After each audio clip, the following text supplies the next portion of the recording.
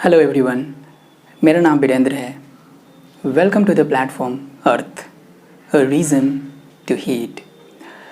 You know, today I am going to give you reasons after reasons on a given topic to heat, to ponder, to brood over, to think, to conceptualize, to remember. And you know, the given topic is how to strengthen our writing skills. How to enhance our writing skills.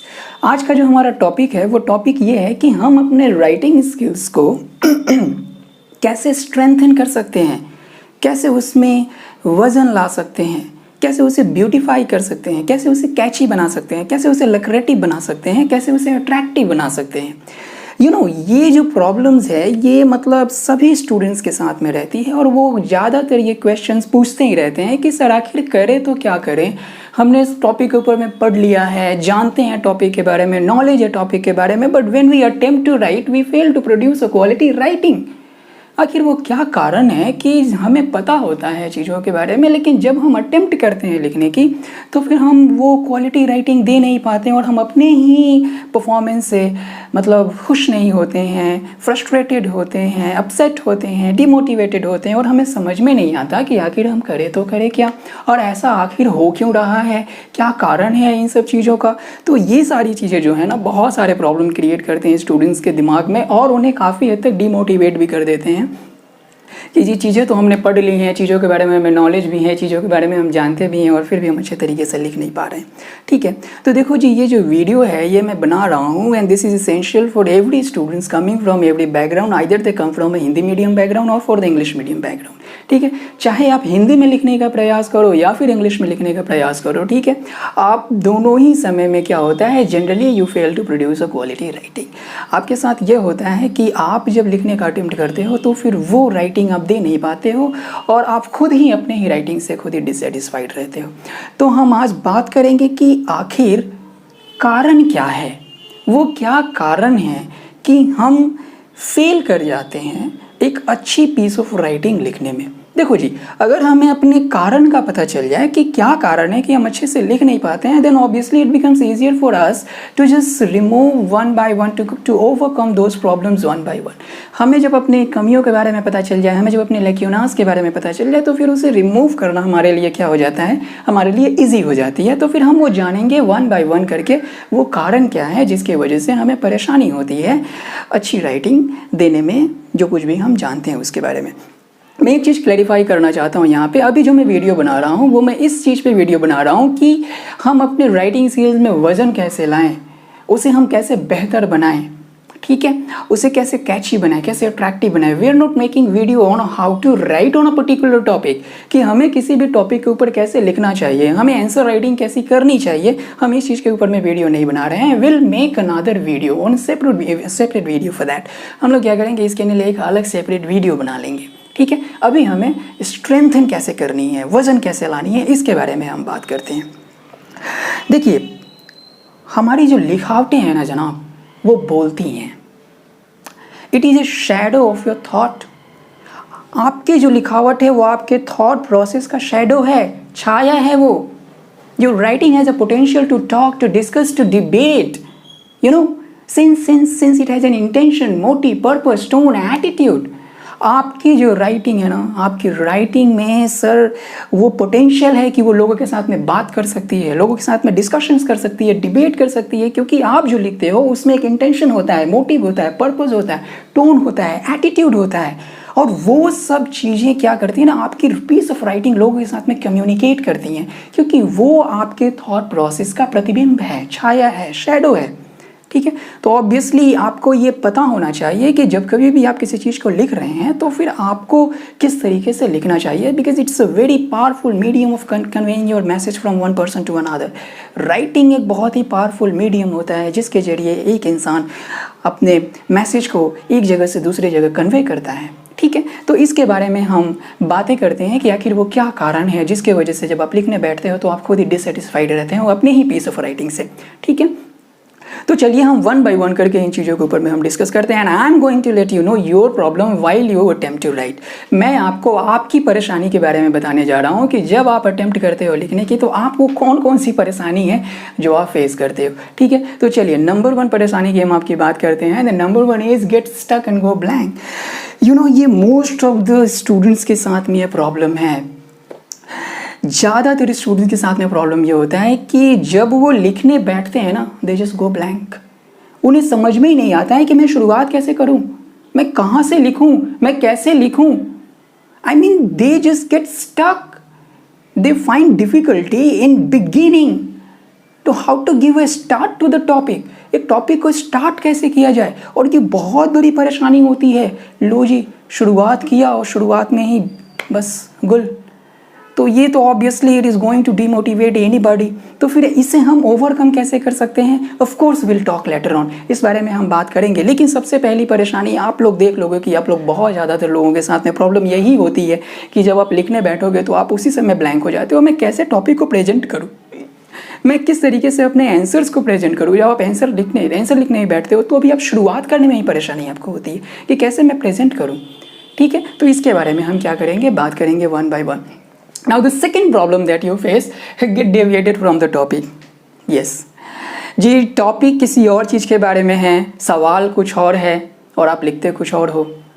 हाथ की जगह में टांग रख देते हो, टांग की जगह में उंगली, उंगली की जगह में नाक, पता नहीं क्या चीज़ कहाँ कहाँ से जोड़ करके ले करके रख देते हो। अब आप ये बताओ कि जहाँ पे हमें क्या चीज़ करनी है कि एक्चुअली आप टॉपिक से जो चीज़ पूछ रही है आप क्या करते हो कि उससे डेविएटेड हो जाते हो, उस टॉपिक से भटक जाते हो। और ये भटक जाना क्या हो जाता है ना, फिर टॉपिक में वो दम नहीं ला पाता है, वो वज़न नहीं ला पाता है, वो चीज़ें मतलब बिखर जाती हैं। और जब बिखर जाती हैं then obviously it is not going to be fruitful, ये फ्रूटफुल नहीं होगा। ठीक है, तो ये आपकी सेकेंड प्रॉब्लम है। First problem go blank, right, don't understand how to give a start to the topic. Second problem आप डेविएट हो जाते हो टॉपिक से, आप टॉपिक से भटक जाते हो। थर्ड प्रॉब्लम की यदि हम बात करें तो थर्ड प्रॉब्लम ये है trouble in putting things in sequence. मतलब क्या है कि आपको क्या होता है ना, हमारा माइंड जो है, हमारे माइंड में इन्फॉर्मेशंस होती है लेकिन हम उसे सीक्वेंस में नहीं डाल पाते हैं, उसे हम अरेंज नहीं कर पाते हैं, उसे हम ऑर्डर में नहीं कर पाते हैं। We fail to connect the dots, हम डॉट्स को कनेक्ट नहीं कर पाते हैं, इंटरलिंक नहीं कर पाते हैं, इंटरलिंकेजेस नहीं कर पाते हैं, चीज़ों से इंटर रिलेट नहीं कर पाते हैं और उन्हें हम सीक्वेंस में लिख नहीं पाते हैं। और ये बहुत बड़ी परेशानी है कि हम चीज़ों को कंसेप्चुअलाइज करके उन्हें एक सीक्वेंस में बैठाएं, फिर सीक्वेंस में वन बाय वन करके एक ऑर्डर में लिखें, तो जा करके चीज़ें ब्यूटीफुल होंगी ना। कोई भी चीज़ें जब ऑर्डर में होती हैं तो एक दूसरे से इंटर रिलेट करती हैं, तो ऑटोमेटिकली ज़्यादा क्रिस्टल क्लियर होती हैं, ज़्यादा लुक्रेटिव होती हैं, अट्रैक्टिव होती हैं। तो ये तीसरी प्रॉब्लम है आपके साथ में। और प्रॉब्लम ये है कि आप चीज़ों को सीक्वेंस में नहीं लिखते हो, ऑर्डर में नहीं लिखते हो। और जब आप सीक्वेंस में नहीं लिखोगे, ऑर्डर में नहीं लिखोगे, then definitely you are going to have a problem, right? तो number third problem, trouble in putting the things in sequence. Okay, next problem is you don't attempt to understand and read the questions or the topic carefully.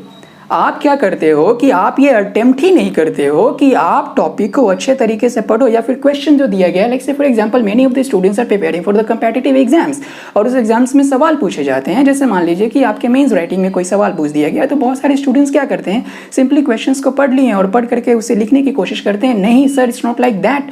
Questions को बहुत अच्छे तरीके से पढ़ो, पढ़ने के बाद में उस क्वेश्चन को समझो कि क्वेश्चन आखिर पूछना क्या चाहता है, उसमें हिडन मीनिंग को समझो। ठीक है, अच्छे तरीके से, हो सकता है एक बार नहीं, दो बार नहीं, 3 बार पढ़ो। टॉपिक है तो टॉपिक को ध्यान से पढ़ो, उसके बारे में सोचो कि किस बारे में टॉपिक है, और जब आप उसको अच्छे तरीके से पढ़ोगे, उसे अच्छे तरीके से समझने की कोशिश करोगे, उसको अच्छे तरीके से सोचोगे, तो जाकर के ऑटोमेटिकली आपका माइंड जो है वो प्रोसेस करना शुरू कर देगा उसी तरीके से, and it will start thinking in a similar manner, and then it will start sequencing the concept in your mind itself, right. ये आपके माइंड में चीज़ों को सीक्वेंस में लाता चला जाएगा। आपका माइंड जो है ना बहुत ही साइंटिफिक है, बहुत ही साइंटिफिक तरीके से ये प्रोसेस्ड है। It is up to you how exactly are you going to make it function. ये आपके ऊपर में है कि अपने दिमाग को किस तरीके से मतलब उसे फंक्शन करवाते हो अपने दिमाग को, ठीक है। So it is all up to you. So this is next problem. And now the other problem is think and write in active form. देखो जी, यहाँ से जो चीज़ें शुरू होती है ना, आई मीन यू मस्ट, आप ना इस चीज़ को गांठ बांध के रख लो। ज़्यादातर स्टूडेंट्स के साथ में ये होता है कि क्या करते हैं, जो स्पेशली जिनको मतलब राइटिंग में प्रॉब्लम है, चाहे वो हिंदी में लिख रहे हो या फिर इंग्लिश में लिख रहे हो, ठीक है, वो आप लोगों ने एक्टिव वॉइस और पैसिव वॉइस का नाम सुना होगा, ठीक है। तो उसमें क्या होगा ना, स्टूडेंट्स अगर उसे एक्टिव वॉइस में मन में सोच रहे हैं या फिर एक्टिव वॉइस में लिख रहे हैं, then definitely they are going to fail to produce a quality writing. अगर आप एक्टिव वॉइस में लिख रहे हैं सर, चाहे हिंदी में लिखें या फिर इंग्लिश में लिखें, देन ऑब्वियसली आपको प्रॉब्लम होनी है, क्योंकि एक्टिव वॉइस में लिख रहे हैं तो आपके उस राइटिंग में वजन नहीं आएगा। अगर वजन लानी है, एक प्रोडक्टिव राइटिंग देनी है, एक क्वालिटी राइटिंग देनी है, तो आपके माइंडसेट को शिफ्ट करना होगा एक्टिव वॉइस से सोचने के जगह में पैसिव वॉइस की तरफ में। आपको पैसिव वॉइस में सोचना होगा, आपको पैसिव वॉइस में लिखना होगा, चाहे आप हिंदी में लिख रहे हो या फिर इंग्लिश में लिख रहे हो, मैटर नहीं करती है, आपको एक्टिव से पैसिव में शिफ्ट होना पड़ेगा, ठीक है। पैसिव वॉइस में लिखने की कोशिश कीजिए, shift your thinking process from active voice to passive voice. देखो जी, मैं जो प्रॉब्लम्स बता रहा हूँ ना, प्रॉब्लम्स में ही बहुत सारे सॉल्यूशंस हैं, and then of course I let you know what should you do. मैं आपको लास्ट में बताऊंगा, पहले मैं आपके प्रॉब्लम्स गिनवा देता हूँ कि आप क्या क्या प्रॉब्लम्स फेस करते हो, ठीक है। उसके बाद में मैं क्या करूँगा कि आपकी क्या करना है आपको कि ये सारे प्रॉब्लम से आपको छुटकारा मिले, ठीक है जी। ओके, तो ये एक्टिव फॉर्म में नहीं करना है, किसमें, पैसिव वॉइस में लिखनी है, right. Next is don't use adjectives in your sentence. It is a very very essential point, you know, you don't use adjectives in your sentences. Adjectives का मतलब क्या होता है, विशेषण। और विशेषण क्या करता है, विशेषण सजाने का काम करता है चीज़ों को। आपने कोई चीज़ लिखा, उसको सजाने का काम क्या करेगा, उसको सजाने का काम है एडजेक्टिव्स का। अब देख लो, जितने भी धुरंधर हैं इस दुनिया में, जितने भी अच्छे से अच्छे राइटर हैं, जितने अच्छे से अच्छे वक्ता हैं, ओरेटर हैं, आप उनको ध्यान से देखोगे, अगर उन्होंने लिखा है, अगर वो बोल रहे हैं, तो वो एडजेक्टिव्स का यूज़ बहुत ही शानदार तरीके से करते हैं। They have mastered the use of adjectives in their languages. वो अपने लैंग्वेज में एडजेक्टिव्स का यूज़ करने को ना बिल्कुल मास्टरी कर लिए हैं। एडजेक्टिव्स बहुत ही शानदार तरीके से वो यूज़ करते हैं, चाहे वो लिखते हो या फिर बोलते हो, तो जा करके उनकी क्या होती है ना, जो बोलने की जो कला है या फिर लिखने जो है ना, लिखना जो राइटिंग, जो पीस ऑफ राइटिंग, वो अट्रैक्टिव हो जाती है, लुक्रेटिव हो जाती है। It becomes very very fascinating for you, ठीक है। आपके लिए बहुत ही सुंदर हो जाता है वो चीज़ें, pleasing to the ears, soothing to the ears. I mean you love listening to those people, you love reading those piece of articles, ठीक है। तो एडजेक्टिव्स, लाइक से फॉर एग्जांपल, आप सोच रहे होंगे कि यार ये एडजेक्टिव किस तरीके से यूज़ कर रहा हूँ। चलिए मैं आपके सामने एक एग्जांपल देकर के बताता हूँ, like the word democracy. Okay, अगर मैं हूँ और मैंने वर्ड डेमोक्रेसी को यूज़ किया कि you know in a democracy, ठीक है, और वहीं पे कोई दूसरा इंसान आता है और वो एडजेक्टिव्स यूज करके बोलता है you know in a matured and vibrant democracy. See the difference. Okay, let take for another example, okay, the word governance. Okay, तो मैं यदि कोई चीज़ कहता हूँ you know for a good governance और फॉर अ गवर्नेंस, वहीं पे दूसरा इंसान आता है और दूसरा इंसान आकर के बोलता है for transparent, democratic and accountable governance. Makes difference. Yes, it does. It does make difference. You know, for what does he say? He says that, you know, for a transparent, democratic and accountable governance. अब उसने क्या किया, वो आया और इस governance के साथ में ये 3 एडजेक्टिव्स डाल दिए और 3 एडजेक्टिव्स डाल करके क्या कर दिया, अपने पीस ऑफ राइटिंग को सुंदर बना दिया और आपके लिए भी ये अच्छा लगने लगा, ठीक है। तो क्या है कि एडजेक्टिव्स जो है ना, चीज़ों में वजन लाती है, चीज़ों को सुंदर बनाती है। ओके, तो अपने ज़्यादा से ज़्यादा करना सीखिए। Okay, number next point, lack the art of speaking much in less words. Yes, क्या होती है कि हमें जब कभी भी कोई चीज़ जब हम लिखते हैं तो फिर हमें लिखने की ज़रूरत होती है कम से कम शब्दों में, ठीक है।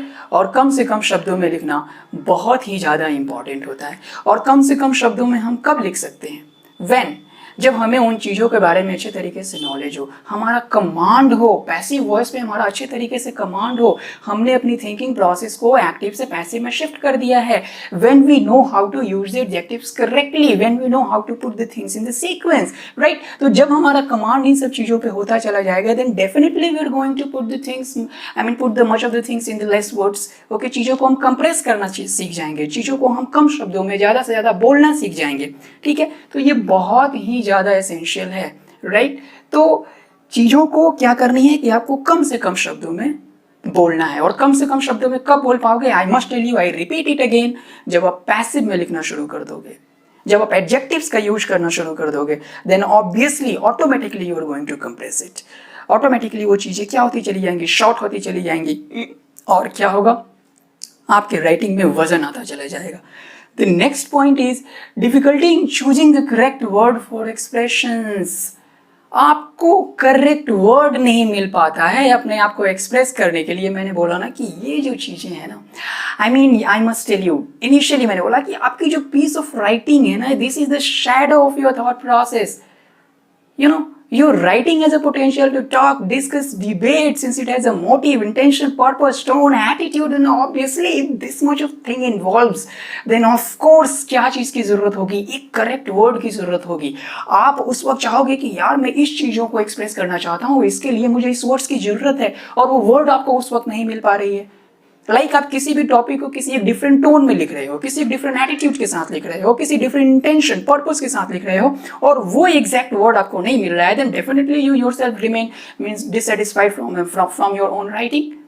तो फिर क्या है? आपको क्या चाहिए? आपको वो करेक्ट वर्ड चाहिए होता है उस वक्त खुद को एक्सप्रेस करने के लिए, और वो वर्ड्स अगर नहीं मिल रहे हैं, then definitely you yourself remain dissatisfied. At the same time that writing will not become that much weighted, वो वजन नहीं आ पाएगी। तो फिर क्या करनी है? Of course you should have a command on the words. आपकी जो वर्ड पावर है उसके ऊपर में आपका कमांड होना बहुत ज़्यादा जरूरी है, और साथ ही उसका यूज़ करना, सही समय पे सही वर्ड का इस्तेमाल करना, माइंड में आना, ये बहुत ही ज़्यादा इंपॉर्टेंट है, राइट? सो आपको करेक्ट वर्ड का होना बहुत इंपॉर्टेंट है। The number next point is incapable to play with the words. Yes sir, अगर means if you have to produce a good writing, if you want to speak in a good manner, then you must have a potential and capability to play with the words. आपको words के साथ ना खेलना आना चाहिए। इसके जगह पे वो लगती है, उसकी जगह पे यूं, एकदम वर्ड्स के साथ ना खेलने का मजा ही अलग होता है। और जब आप वर्ड्स के साथ में खेलना सीख जाओगे, then definitely you are going to write it at your will. अपने हिसाब से लिख सकते हो, अपने हिसाब से चीज़ों को ट्विस्ट कर सकते हो, टर्न दे सकते हो, घुमा सकते हो, लुक्रेटिव बना सकते हो, अट्रैक्टिव बना सकते हो। It is only possible when you know how to play with the words. और ये कैसे होगा? Then obviously with a constant practice my dear, there is no any other कोई आपके पास में वो शॉर्ट टर्म कोई तरीका नहीं है। It needs a practice. वो प्रैक्टिस क्या है, कैसे करना है, मैं आपको बताऊंगा, right? You should have a capability to play with the words, and the day you learn this art, of course you are going to rock the floor, right? And number next, absence of creativity to pen down same thing in the different manner. Of course creativity is highly essential. The people who fail, ये सारे के सारे problem है। The people who fail to produce a quality writing, they lack that creativity. Okay? उनके पास वो creativity की absence होती है कि वो उन्होंने जो जिन चीज़ों को पढ़ा है उसे वो अपने तरीके से एक डिफरेंट वे में सेम चीज़ को पेन डाउन करे, सेम चीज़ को प्रोड्यूस करे, ठीक है? और वो कब होगा? देखो, आपने कोई चीज़ पढ़ा, फिर उसे अपना लिया, अपना बना करके फिर उसे अपने तरीके से प्रेजेंट किया, and it is only possible when you have got command on above all those point mentioned above. अब देखो जी, इतने सारे प्रॉब्लम जो हैं, मैंने आपको वन आफ्टर द अदर क्या कर दिया, मैंने गिनवा दिया, राइट? अब हम सोल्यूशंस की बात करेंगे। ऑफ कोर्स आपके दिमाग में आ रहा होगा कि सर क्या करो, जल्दी से जल्दी सोल्यूशंस बता दो, ना जाने कितने प्रॉब्लम गिनवा दिए हो। ओके, सोल्यूशंस की ज़रूरत है। Of course we are going to talk about the solutions.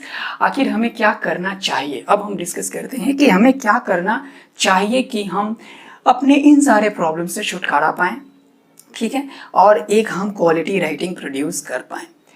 देखो जी, ये बड़ा सिंपल है।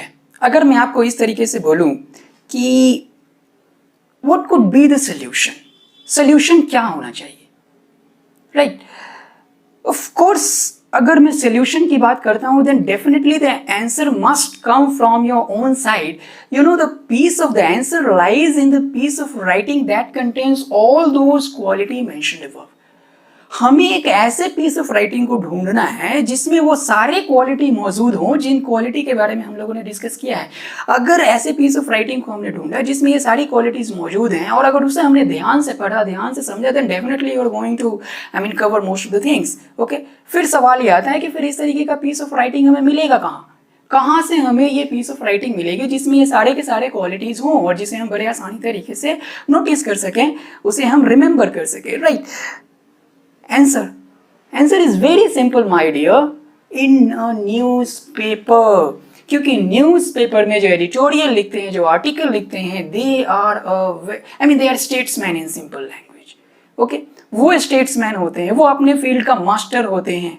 ठीक है, तो जब हम न्यूज़पेपर जो है ना, newspaper is a very authentic medium. This way you can strengthen your knowledge. At the same time, you can strengthen your writing skills if you are reading the newspaper in a systematic manner and you know how to read the newspaper. Newspaper जो है ना एक ऐसा medium है जिसके जरिए में आप अपने नॉलेज को भी इनहेंस करते हो, और अगर आपको पता है कि हमें न्यूज़पेपर किस तरीके से पढ़ना है तो फिर आप अपने राइटिंग स्किल्स को भी बहुत ही अच्छे तरीके से अच्छा कर लेते हो, और एक अपने राइटिंग में एक वजन ला देते हो। तो फिर हम न्यूज़पेपर को पढ़े कैसे, इस बारे में हम डिस्कस करते हैं। देखो, आई मस्ट टेल यू, इन सारी चीज़ों का परेशानी, इस सारे समस्या का जो समाधान है वो नॉलेज में है। और नॉलेज कहाँ से आएगा? नॉलेज आएगा पढ़ने से और सुनने से। पढ़ना क्या है? देन ऑफ कोर्स हमें ऐसी चीज़ों को पढ़ना है जिससे हमें नॉलेज भी हो और हमारा राइटिंग स्किल्स भी बेहतर हो। तो एक ऑथेंटिक चीज़ों को लेकर के चलते हैं। ठीक है, ऑथेंटिक क्या है? हमें ऑथेंटिक न्यूज़पेपर उठाने चाहिए, अच्छे से अच्छे न्यूज़पेपर को उठाना चाहिए। अगर हम न्यूज़पेपर को उठाएंगे तो क्या पढ़ें? तो एडिटोरियल को पढ़े। देखो, अब बहुत सारे स्टूडेंट्स हैं जो ये बोलेंगे क्या है कि मुझे तो एडिटोरियल समझ में नहीं आती है। मत पढ़ो। जिन्हें एडिटोरियल समझ में नहीं आती वो एडिटोरियल को नहीं पढ़ेंगे, वो आर्टिकल को पढ़ेंगे जो उन्हें समझ में आती है। Read what you can understand. आप उन चीज़ों को जब आप राइटिंग के लिए जब आप प्रैक्टिस करने बैठे हो तो आप वो चीज़ पढ़ो जो चीज़ आप समझ सको।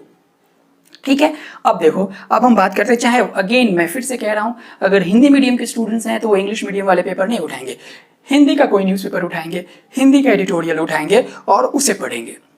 इंग्लिश मीडियम के स्टूडेंट्स हैं तो इंग्लिश का न्यूज़पेपर उठाएंगे, इंग्लिश की एडिटोरियल उठाएंगे और उसे पढ़ेंगे। ठीक है, अब देखो हमें पढ़ना कैसे है इस बारे में हम बात करते हैं, राइट, कि हमें न्यूज़पेपर को किस तरीके से पढ़ना चाहिए। देखो, मैं बोलता हूँ उनके लिए, जैसे कि एक एडिटोरियल है। ठीक है, आपने एडिटोरियल को उठाया, ठीक है, एडिटोरियल को पढ़ लिया, अच्छे तरीके से एडिटोरियल को पढ़ लो, और अच्छे तरीके से एडिटोरियल पढ़ने के बाद में न्यूज़पेपर को बंद कर दो और बंद करके रख दो। और उसके बाद में जितना आपको समझ में आया है उतना आप एक कॉपी उठाओ, एक पेज उठाओ, एक पेन उठाओ और उसे लिखना शुरू करो। You know what will happen to you? जब आप इस प्रोसेस में जब आप इन्वॉल्व होगे तो फिर क्या आपके साथ में होगा? आपके साथ में होगा ये कि पहला दिन हो सकता है कि आप पूरी तरीके से ब्लैंक हो जाओ, आपको कुछ समझ में ही ना आए कि अरे यार मैंने तो पूरा का पूरा एडिटोरियल पढ़ लिया। ठीक है, और जब मैं लिखने बैठा तो मुझे कुछ समझ में नहीं आ रहा है कि यार मैं शुरुआत कैसे करूं, मैं कैसे लिखूं, मैं कहाँ लिखूं, कुछ समझ में ही ना आए। हो सकता है कि आप सिर्फ एक line, you and up writing only one line, you and up writing only 2 lines. Okay, हो सकता है कि सिर्फ आप एक लाइन लिखो, सिर्फ आप 2 लाइन लिखो और उसके बाद में बस लिख ही ना पाओ।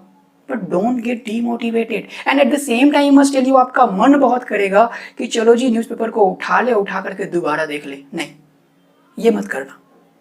जब आप लिखने बैठोगे ना, आपका मन करेगा कि मैं एक बार देख लेता हूँ और फिर उसके बाद में फिर लिखता हूँ। नहीं, सिर्फ एक बार पढ़ना है, दोबारा नहीं पढ़ना है। बहुत मन करेगा, मन को रोक लेना है, रुक जा यार, ठीक है, एक ही बार, दोबारा मैं नहीं देखूंगा उसको।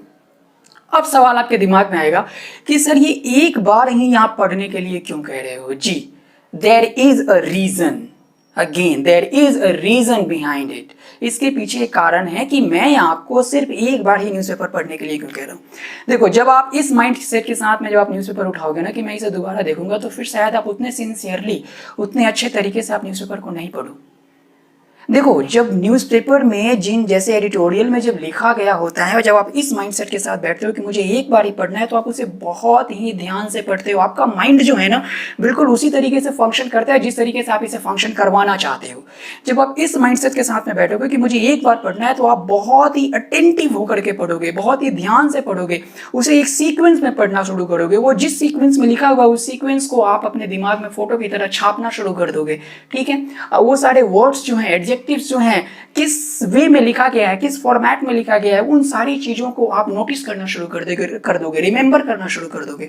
और जो चीज़ को हम जिस तरीके से पढ़ते हैं उसी तरीके से हम प्रोड्यूस कर पाते हैं। लाइटली पढ़ेंगे हम प्रोड्यूस नहीं कर पाएंगे। जब हम बहुत ही अटेंटिवली पढ़ेंगे तो वो चीज़ें हमारे दिमाग में फोटो की तरह छपती चली जाएंगी। हाँ, इसमें टाइम लगेगा, 1 दिन नहीं, 2 दिन नहीं, हो सकता 15 दिन, 20 दिन, 1 महीना लगे, लेकिन वो चीज़ें ठीक उसी फॉर्मेट में छपती चली जाएंगी। और जब हम लिखने बैठेंगे तो जो चीज़ें हमारे दिमाग में छपी हैं हम वही प्रोड्यूस करेंगे ना, अलग तो हम प्रोड्यूस करेंगे करेंगे नहीं। और जब वो चीज़ें हम धीरे धीरे प्रोड्यूस करेंगे तो ये सारी क्वालिटी आती चली जाएंगी जी। उस पीस ऑफ राइटिंग में क्या होगा, अच्छे तरीके से टॉपिक प्रेजेंट किया गया होता है, अबंडेंस ऑफ एडजेक्टिव्स होती हैं, पूरा एडिटोरियल आपको पैसिव वॉइस में मिलेगा, एक सीक्वेंस में चीज़ें होती हैं, टॉपिक पे होती हैं, टू द पॉइंट रहती हैं, डेविएटेड नहीं होती हैं, अच्छे अच्छे वर्ड्स होते हैं उसमें, ठीक है। तो ये सारी चीज़ें क्या होगा कि जो चीज़ आप पढ़ रहे हो वो चीज़ आपके दिमाग में आ रही है और कॉन्शियसली और अनकॉन्शियसली आपका माइंड ट्रेन होते जा रहा है ठीक उसी तरीके से लिखने का, राइट। चाहे वो हिंदी में हो या फिर इंग्लिश में हो, मैटर नहीं करता है, राइट। और आप उसी तरीके से अपने माइंड को ट्रेन करते चले जाते हो, ठीक है। तो one thing I would like to tell you, जब आप फर्स्ट डे जब आप लिखेंगे, हो सकता है 1 लाइन लिखे, 2 लाइन लिखे, सेकेंड डे फिर पढ़ेंगे, फिर लिखेंगे, फिर उसमें फिर थर्ड डे, फिर फोर्थ डे, इससे क्या होगा, धीरे धीरे धीरे धीरे आपकी जो लाइन नंबर ऑफ लाइनिंग है वो बढ़ती चली जाएंगी। पहला दिन 1 लाइन, दूसरे दिन 2 लाइन, तीसरा दिन 3 लाइन, चौथा दिन 4 लाइन, 5 लाइन, 6 लाइन, ऐसे करके 15 दिन, 16 दिन, 1 महीने बाद में जब आप देखोगे कि you are reading the article, the editorial and capable to write most of the points, आप वो आर्टिकल को पढ़ रहे हैं, उस एडिटोरियल को पढ़ रहे हैं और आप बिल्कुल ये कैपेबल हो गए कि आप बहुत सारे पॉइंट्स को कवर कर पाएं, ठीक है। तो इस तरीके से करना है, दोबारा उसे खोल करके नहीं देखना है, सिर्फ एक बार ही देखना है, दोबारा नहीं देखना है। इन चीज़ों को बिल्कुल दिमाग में आप बैठा लीजिए, ठीक है। और इसी तरीके से करना है। रही बात लिसनिंग की, बिल्कुल सुनना बहुत ज़रूरी है। और देखिए, आपके जरूरी कोई ना कोई फेवरेट वक्ता होंगे, चाहे वो आपके टीचर हो या फिर कोई अच्छे स्पीकर हो, कोई अच्छे स्टेट्समैन हो, राइट। चाहे वो हिंदी में बोलने वाले हो या इंग्लिश में बोलने वाले हो, उनको आप चुन लीजिए, ठीक है। और उनको आप बहुत ही ध्यान से सुनिए, क्योंकि वो लोग होते हैं, वो स्टेट्समैन होते हैं, वो जो चीज़ों को बोलते हैं बिल्कुल अरेंज करके बोलते हैं, अच्छे तरीके से बोलते हैं, इंटरलिंक करके बोलते हैं। तो उनको जब आप ध्यान से सुनेंगे तो आपको नॉलेज में मिलेगा, वो किस तरीके से चीज़ों को प्रेजेंट कर रहे हैं, इन सारी चीज़ों की भी नॉलेज आपको मिलेगी और आप उन चीज़ों को अपनी ज़िंदगी में भी क्या करते चले जाओगे, अडेप्ट करते चले जाओगे। So is going to help you a lot, right. So listening is also very very important. So try to listen to the people, लोगों को सुनो। Reading and writing is highly essential, ये कॉन्स्टेंट प्रैक्टिस है, there is no short rule for that, you have to means put your best. आपको patience के साथ, धैर्य के साथ ये प्रैक्टिस करना ही होगा और अगर आप ऐसा करते हैं then definitely you are going to bring a good result for yourself. आप अपने लिए एक अच्छा रिजल्ट जरूर लेकर के आओगे। तो चलिए, मेरा जो काम था ये वीडियो बनाना, मैंने आप लोगों के लिए बना दिया, ठीक है। अब आपका भी कोई काम है ना? जी बिल्कुल है। वीडियो पसंद आया ना तो फिर चलिए लाइक कीजिए और सब्सक्राइब कीजिए, ठीक है। चलिए मिलते हैं अगले वीडियो में। Okay, till then bye. Video देखने के लिए धन्यवाद। अर्थ चैनल को लाइक करें, सब्सक्राइब करें और बेल आइकन दबाना ना भूलें।